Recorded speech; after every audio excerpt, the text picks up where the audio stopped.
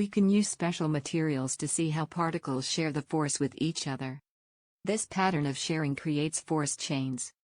This method of visualizing force placed on structures can be attributed to the photoelastic properties of the material. Light moves through photoelastic materials in the form of rays. These rays refract out at omnidirectional angles from the source, which we cannot see.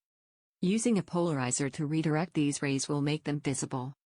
Engineers at the Center for Bio-mediated and Bio-inspired Geotechnics, CBBG, are using these photoelastic particles to explore the patterns and magnitude of interparticle forces in order to evaluate the effect of loading on soil particle force chains.